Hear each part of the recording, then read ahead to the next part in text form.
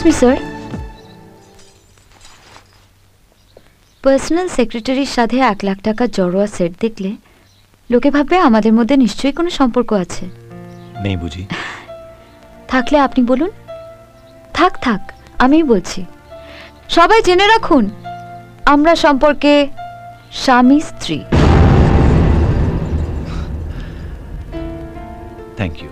আমাদের এমডি অগ্নিসাক্ষী করে শাখা সিঁদুর পরিয়ে 7 পাকে বেঁধেছিলেন আমায়, তাতে কোনো ফাঁক নেই।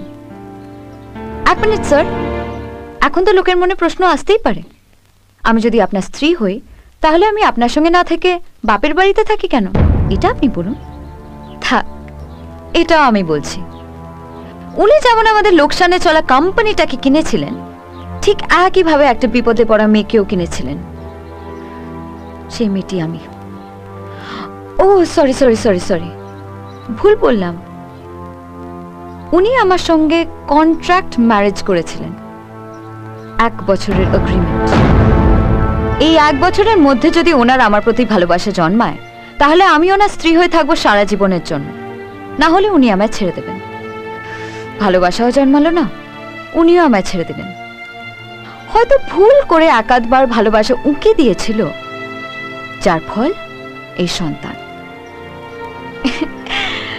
আনন্দের সংবাদ, আজকাল ওনার আমার প্রতি ভালোবাসা আবার জেগে উঠেছে। তাই আমার জন্মদিনে উনি অফিসের স্টাফদের 1 মাসের বোনাস দিয়েছেন। আমি অন্তঃসত্ত্বা বলে অফিসে যাওয়ার জন্য একটা এসি বাস দিয়েছেন। আর আজ এসে 1 লাখ টাকার উপহার দিয়েছেন।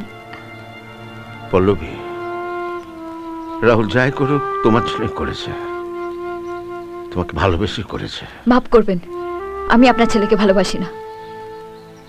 তাহলে নিমন্ত্রণ করে ডেকে এনেছিলি কেন? সবার সামনে এদের অপমান করার জন্য? না, আমার পেটের বাচ্চার জন্যে। আমার শাখাসিতে দেখে কেউ জিজ্ঞেস করবেন আমার স্বামীকে, কিন্তু কাল আমার বাচ্চাকে তো জিজ্ঞেস করতেই পারে তোর বাবাকে। যাতে সবাইকার সত্যিটা জানা থাকে, এই জন্যই আপনাদের ডেকেছি। আপনারা এসছেন, আমি কৃতজ্ঞ। এবার যেতে পারেন। পল্লবী, যাকে তুমি পৃথিবীতে নিয়ে আসছো সে রাহুলেরও সন্তান। যা কিছু হয়েছে ভুলে যাও, চলো বাড়ি ফিরে চল। সরি স্যার, এগ্রিমেন্টে কিন্তু কোথাও লেখা ছিল না এই 1 বছরের মধ্যে আমার গর্ভে সন্তান এলে তার দায়িত্ব কার। এটা আমার দাম দিয়ে কেনা ভালোবাসার রসিদ। আপনার ছেলের কন্ট্রাক্ট ম্যারেজে বলি হওয়া আমার জীবনের সর্বনাশের জেরক্স কপি। এই বাচ্চার উপর শুধু আমার অধিকার আছে, আপনাদের কারোর কোনো অধিকার নেই।